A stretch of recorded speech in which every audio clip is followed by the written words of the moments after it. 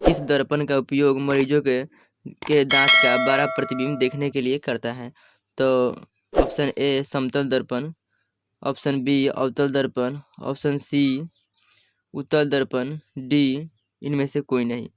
तो अगर बताना है दंत विशेषज्ञ किस दर्पण का उपयोग मरीज के दांत का बड़ा प्रतिबिंब देखने के लिए करता था? तो बी हो जाएगा ऑप्शन बी, करेक्ट आंसर हो जाएगा ऑप्शन बी। दूसरा क्वेश्चन पूछा गया था कौन सा लेंस अपसारिप लेंस कहलाता है? तो ऑप्शन ए अवतल लेंस, ऑप्शन बी उत्तल लेंस, ऑप्शन सी उत्तल और अवतल दोनों लेंस, ऑप्शन इनमें से कोई नहीं। तो आपको बताना है कौन सा लेंस अपसारिप लेंस कहलाता है? तो ऑप्शन ए हो जाएगा करेक्ट आंसर, ऑप्शन ए। और तीसरा में पूछा गया था पुतली के साइज को कौन नियंत्रित करता है? तो ऑप्शन पक्षमाभी पेशियाँ, ऑप्शन बी परितारिका, ऑप्शन सी नेत्र लेंस, ऑप्शन डी रेटिना अर्थात दृष्टिपटल। तो आपको बताना है पुतली के साइज को कौन नियंत्रित करता है? तो पक्षमाभी पेशियाँ, करेक्ट आंसर ए हो जाएगा। चौथा नंबर क्वेश्चन पूछा गया था किस दृष्टि दोष को अवतल और उत्तल दोनों लेंस से द्वारा द्विफोक्सी लेंस द्वारा संशोधित किया जाता है? तो ऑप्शन ए में दिया गया है निकट दृष्टि दोष, बी दीर्घ दृष्टि दोष, सी जरा दृष्टि दोष, डी मोतियाबिंद। तो आपको बताना है किस दृष्टि दोष को अवतल और उत्तल दोनों लेंसों से बने द्विफोक्सी लेंस द्वारा संशोधित किया जाता था? तो जरा दूरदर्शिता हो जाएगा, करेक्ट आंसर सी हो जाएगा। 5 नंबर पूछा गया है एक प्रयोग में अवतल दर्पण द्वारा किसी बिंब का प्रतिबिंब एक पर्दे पर प्राप्त किया जाता है। दर्पण की फोकस दूरी को निर्धारित करने के लिए प्रयोगकर्ता को मापने की जरूरत है। ऑप्शन ए दर्पण तथा पर्दे के बीच की दूरी, ऑप्शन बी दर्पण तथा बिंब के बीच की दूरी, ऑप्शन सी ए और बी दोनों, ऑप्शन डी इनमें से कोई नहीं। तो आपको क्या बताना है एक प्रयोग में अवतल दर्पण द्वारा किसी बिंब का प्रतिबिंब एक पर्दे पर प्राप्त किया जाता है तो दर्पण की फोकस दूरी निर्धारित करने के लिए प्रयोगकर्ता को मापने की जरूरत होगा। तो ए और बी दोनों हो जाएगा, करेक्ट आंसर सी हो जाएगा।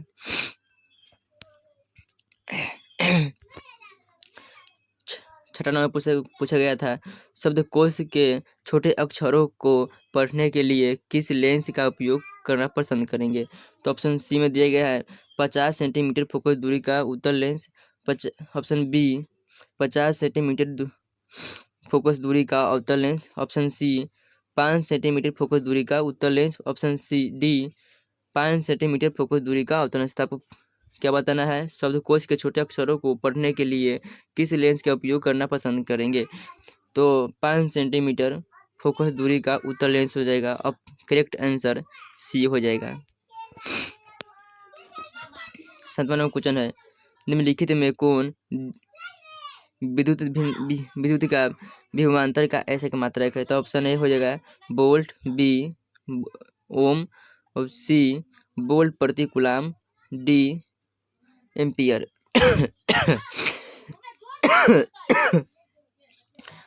तो पूछा गया है निम्नलिखित में से विद्युत विभवांतर का ऐसे मात्रक कौन है? तो वोल्ट हो जाएगा, ऑप्शन ए हो जाएगा वोल्ट। तो करेक्ट आंसर ए हो जाएगा। 8वां नंबर क्वेश्चन पूछा गया था लघु पतन अर्थात शॉर्ट सर्किट के समय परिपथ में विद्युत धारा का मान होता है। तो ऑप्शन में ए दिया गया है बहुत कम हो जाता है, ऑप्शन बी में दिया गया है परिवर्तित नहीं होता है, ऑप्शन सी में दिया गया बहुत अधिक बढ़ जाता है, ऑप्शन डी में दिया गया है निरंतर परिवर्तित होता है। तो आपको बताना है लघु पतन अर्थात शॉर्ट सर्किट के समय परिपथ में विद्युत धारा का मान बहुत अधिक बढ़ जाता है, करेक्ट आंसर सी हो जाएगा।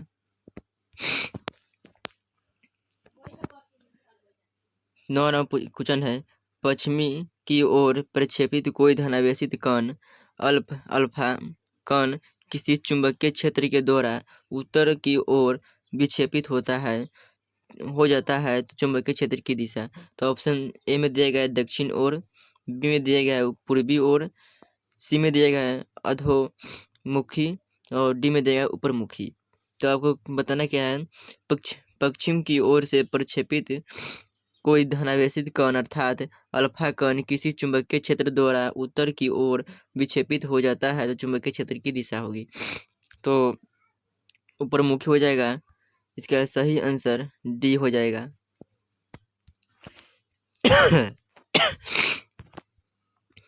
दसवां क्वेश्चन है, तांबे के तार की एक आयताकार कुंडली किसी चुंबकीय क्षेत्र में घूर्णी गति कर रही है तो इस कुंडली में प्रेरित विद्युत धारा की दिशा में कितने परिभ्रमण के पश्चात परिवर्तित है। तो ऑप्शन में देगा ए 2, बी 1, सी आधे और डी चौथाई।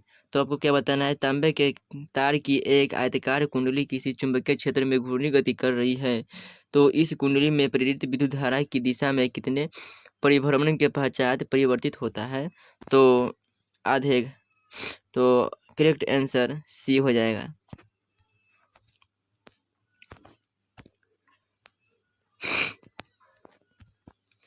11 नंबर क्वेश्चन है, किसी विद्युत धारा वाही किसी लंबी परिनालिका में विभवांतर का क्षेत्र है तो विभवांतर का क्षेत्र हो जाएगा क्या। ऑप्शन ए में दिया गया 0 होता है, इसके सिरे की ओर जाने पर घटता है, इसके सिरों की ओर जाने पर बढ़ता है, इसके सभी बिंदुओं पर समान होता है।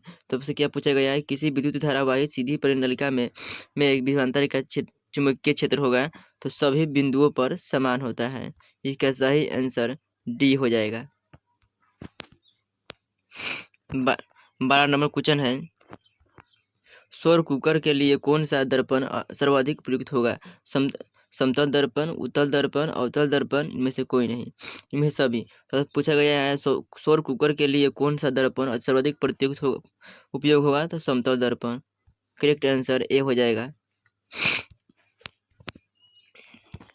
चिपकवा आंदोलन का मुख्य उद्देश्य संरक्षण करना था, मिट्टी को, वृक्ष को, जल को, बिजली को। तो आपको बताना है चिपका आंदोलन का मुख्य उद्देश्य क्या था तो वृक्ष को बचाना। सही आंसर हो जाएगा बी।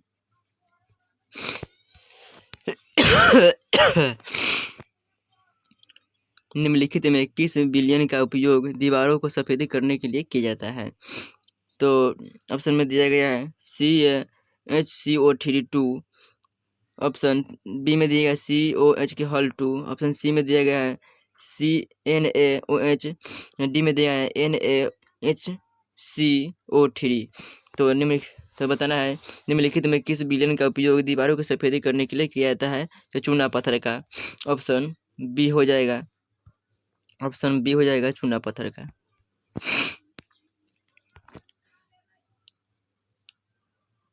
15 नंबर क्वेश्चन है, Na2SO4 धन plus BaCl2 BaSO4 plus 2NaCl कौन सा अभिक्रिया है तो ये विस्थापन अभिक्रिया हो जाएगा।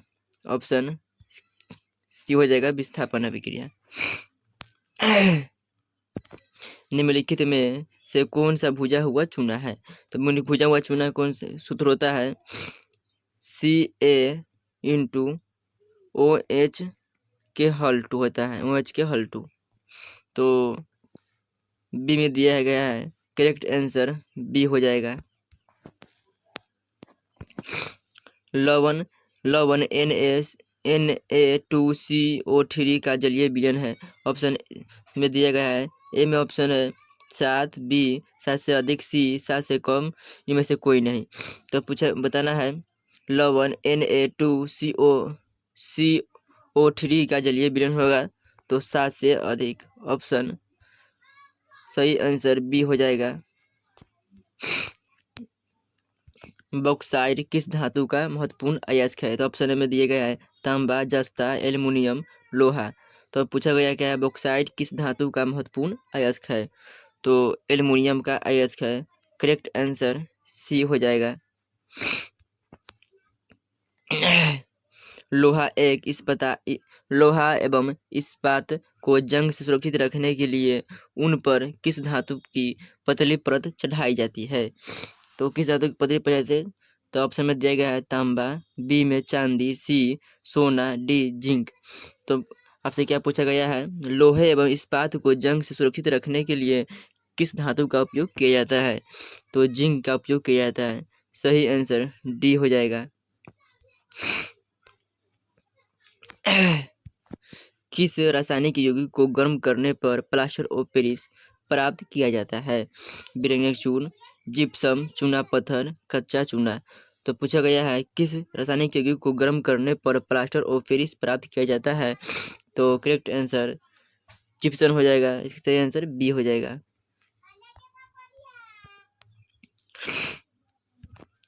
प्रोपेन में उपस्थित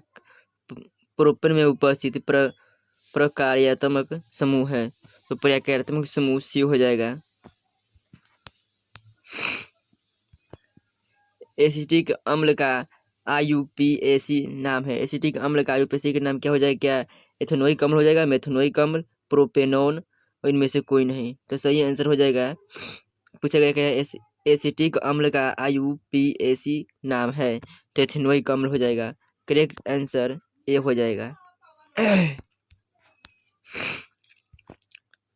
विद्युत अपघटनी परिष्करण में अशुद्ध धातु को बनाया जाता है। क्या एनोड पर बनाया जाता है, कैथोड, अपघटय, इनमें से कोई नहीं। तो पूछा गया है विद्युत अपघटनी परिष्करण में अशुद्ध धातु को बनाया जाता है, तो एनोड पर बनाया जाता है। करेक्ट आंसर ए हो जाएगा। और शुद्ध धातु को पूछा गया तो कैथोड पर।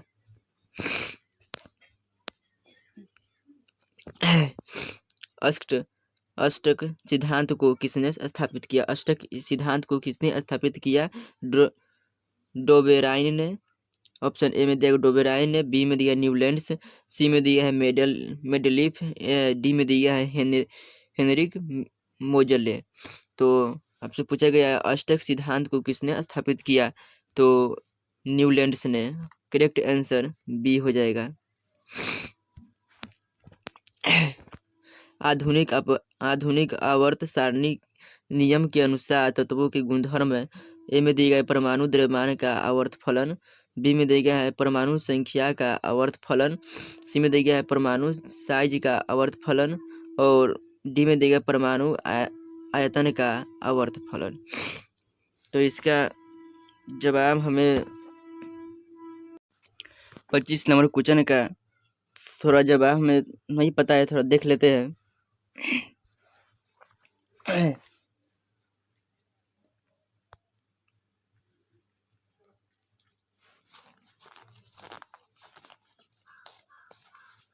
तो दिया गया है आधुनिक आवर्त नियम के अनुसार तत्वों का गुणधर्म है, तो परमाणु संख्या का आवर्त फलन हो जाएगा। ऑप्शन बी हो जाएगा सही आंसर। निम्नलिखित में कौन सा आयतन लाल लिटमस पत्र को नीला कर देता है? तो लाल को नीला करता है क्षार, और नीला को लाल करता है लवण। तो लाल को नीला करता है क्षार, तो क्षार का होता है कौन सा आयन देता है? तो OH माइनस आयन देता है। तो ऑप्शन बी में दिया गया है। करेक्ट आंसर बी हो जाएगा। और पादप में जाइलम उत्तरदायी है। तो पादप में जाइलम उत्तरदायी है, तो इसका क्या ऑप्शन में दिया गया है? जल का वाहन, बी में दिया भोजन का पाचन, सी में दिया अमोनियो अम्ल का वाहन, डी में दिया गया ऑक्सीजन का वाहन। तो आपसे पूछा गया है पादप में जाइलम उत्तरदायी है, तो पादप में जाइलम उत्तरदायी है, तो जल का वाहन हो जाएगा। करेक्ट आंसर ए हो जाएगा, जल का वाहन। तो आप लोग इस चैनल के ऊपर नए आए हो तो इस चैनल को सब्सक्राइब कर लीजिए, क्योंकि इस चैनल पर क्वेश्चन बैंक, मॉडल सेट और चैप्टर वाइज भी पढ़ाई किया जाता है। ये आज की इस क्लास में 2018 का सेट ए का क्वेश्चन बैंक करा रहे हैं, जो कि 2018 में पूछा गया था। तो और कल क्लास में 2018 की द्वितीय पाली करा देंगे। और 28 क्वेश्चन है, निम्नलिखित में से कोशिका का ऊर्जा मुद्रा के रूप में जाना जाता है? तो ऑप्शन ए में दिया ADP, ऑप्शन बी में दिया एटीपी, ऑप्शन सी में दिया डीआईपी, ऑप्शन डी में दिया पीडीपी। तो कैसे पूछा गया है, निम्नलिखित में किसे कोशिका का ऊर्जा मुद्रा के रूप में जाना जाता है? तो एटीपी को जाना जाता है। करेक्ट आंसर बी हो जाएगा एटीपी। एटीपी का सब्जेक्टिव में भी फुल फॉर्म पूछा है, एडिनोसिन ट्राइफॉस्फेट। एडिनोसिन ट्राइफॉस्फेट इसका फुल फॉर्म होता है। 29 नंबर में पूछा गया था, पतियों में गैसों का आदान प्रदान होता है। ऑप्शन सी में दिया शिरा के द्वारा, ऑप्शन बी में दिया है रंध्र के द्वारा, सी में दिया मध्य शिरा के द्वारा, डी में दिया इनमें से कोई नहीं। तो से पूछा गया पतियों में गैसों का आदान प्रदान कहाँ से होता है? तो रंध्र से। तो इसका करेक्ट आंसर बी हो जाएगा रंध्र से। और पीडीएफ लेने के लिए हमारे टेलीग्राम ग्रुप में जरूर जुड़ जाइएगा। टेलीग्राम का लिंक हमें डिस्क्रिप्शन में दे देंगे। डीवीसी एजुकेशन क्लासेस सर्च कीजिएगा, डीवीसी एजुकेशन क्लासेस टेलीग्राम पर भी चलाएगा। 30 नंबर क्वेश्चन पूछा गया था, हृदय से रक्त रुधिर को संपूर्ण शरीर में पंप किया जाता है। तो ए में देगा फेफड़े के द्वारा, बी में देगा नीले के द्वारा, सी में देगा अलिंदो द्वारा, डी में देगा इनमें से सभी। तो हमें यह लगता है इसका आंसर, करेक्ट आंसर नीले द्वारा हो जाएगा। ऑप्शन बी आप लोग थोड़ा देख लीजिएगा इस क्वेश्चन को। कौन सा पादप हार्मोन पत्तियों में मुरझाने के लिए उत्तरदायी है? तो ऑप्शन ए में दिया गया ऑक्जीन, बी में दिया गया साइटोकाइनिन, सी में दिया गया है एब्सिसिक अम्ल और डी में दिया गया है जिबरेलिन। तो आपसे पूछा गया है क्या, कौन सा पादप हार्मोन पत्तियों के मुरझाने के लिए उत्तरदायी है? तो एब्सिसिक अम्ल हो जाएगा। करेक्ट आंसर सी हो जाएगा। जड़ का अधोगामी वृद्धि है। तो ए में दिया गया प्रकाशानुवर्तन, बी में दिया गया गुरुत्वानुवर्तन, सी में दिया जलानुवर्तन, डी में दिया है रसायनानुवर्तन। तो आपसे पूछा गया जड़ का अधोगामी वृद्धि कहलाता है तो गुरुत्वानुकर्षण। ऑप्शन करेक्ट आंसर बी हो जाएगा गुरुत्वानुकर्षण। पोन्स, मेडुला और अनुमस्तिष्क किसका भाग है? पोन्स, मेडुला और अनुमस्तिष्क किसका भाग है? तो ऑप्शन ए में दिया गया अग्र मस्तिष्क का हिस्सा, बी में दिया गया मध्य मस्तिष्क का हिस्सा, सी में दिया गया पश्चिम मस्तिष्क का हिस्सा, डी में दिया गया प्रमस्तिष्क का हिस्सा। तो इसका पूछा गया है पोन्स, मेडुला और अनुमस्तिष्क का कौन सा भाग है? तो इसका आंसर पश्चिम मस्तिष्क का हिस्सा हो जाएगा। इसका सही आंसर सी हो जाएगा। निम्नलिखित में कौन सी अनैच्छिक क्रिया नहीं है? तो निम्नलिखित में कौन सी अनैच्छिक क्रिया नहीं है? अनैच्छिक क्रिया नहीं, तब ए में दिया है वमन, बी में दिया है चबाना, सी में दिया है लार आना और डी में दिया हृदय का धड़कना। तो सबसे पूछा गया निम्नलिखित में कौन सी अनैच्छिक क्रिया नहीं है? तो चबाना अनैच्छिक क्रिया नहीं हो जाएगा। अब करेक्ट आंसर बी हो जाएगा। अलैंगिक जनन मुकुलन द्वारा होता है। तो अलैंगिक जनन मुकुलन द्वारा होता है। ए में दिया गया अमीबा में, बी में दिया गया ईस्ट में, प्लेजियमोडियम में, सी में डी में दिया गया लेशमानिया में। तो आपसे पूछा गया अलैंगिक जनन द्वारा मुकुलन द्वारा होता है, लैंगिक जनन मुकुलन द्वारा होता है तो ईस्ट में होता है। करेक्ट आंसर बी हो जाएगा ईस्ट में। और 36 नंबर में पूछा गया था शुक्राणु का निर्माण होता है। ए में दिया विरेचन में, बी में दिया गया गर्भाशय में, सी में दिया अंडाणु में, अंडाशय में या डी में दिया इनमें से सभी। तो आपसे पूछा गया शुक्राणु का निर्माण होता है तो विरेचन में होता है। शुक्राणु का निर्माण क्या होता है? तो विरेचन में। करेक्ट आंसर ये हो जाएगा। 37 में पूछा गया पुष्प का कौन सा भाग फल बनाता है? तो पुष्प का कौन सा भाग फल बनाता है? ए में दिया गया परागकेश में, परागकोश में, बी में दिया गया है वर्तिकाग्र में, सी में दिया है वर्तिका में, डी में दिया गया है अंडाशय में। तो पूछा गया पुष्प का कौन सा भाग फल बनाता है? तो अंडाशय में। ऑप्शन करेक्ट आंसर डी हो जाएगा। 38 नंबर में पूछा गया है लिंग गुणसूत्र का पूर्ण जोड़ा पाया जाता है। बी ए में देगा पुरुषों में, सी में देगा स्त्री में, सी में दिया गया पुरुष और स्त्री में, डी में देगा किसी में नहीं। तो पूछा गया आपसे लिंग का गुणसूत्र का पूर्ण जोड़ा होता है, तो जोड़ा का किस में होता है, तो स्त्री में। स्त्री में कौन सा गुणसूत्र होता है, एक्स एक्स, और पुरुष में होता है एक्स वाई। मानव शरीर में किस सामान्य कोशिका में गुणसूत्रों के लिए कितने युग्म होते हैं, तो 23 युग्म होते हैं, 23 जोड़े। करेक्ट आंसर सी हो जाएगा। इनमें से कौन से समूहों में केवल जैव निम्नीकरणीय पदार्थ है, तो जैव निम्नीकरणीय पदार्थ हो जाएगा ऑप्शन ए में देगा घास, पुष्प तथा चमड़ा, बी में देगा घास, लकड़ी तथा प्लास्टिक, सी में देगा फलों के छिलके, केक एवं रबर, डी में देगा केक, लकड़ी एवं घास। तो जब पूछा गया निम्नलिखित में से कौन समूहों के केवल जैव निम्नीकरणीय पदार्थ है, तो ऑप्शन डी हो जाएगा इसका करेक्ट आंसर, केक, लकड़ी एवं घास। आज की क्लास में 40 ऑब्जेक्टिव क्वेश्चन करा है, जो कि 2018 के प्रथम पाली में पूछा गया था।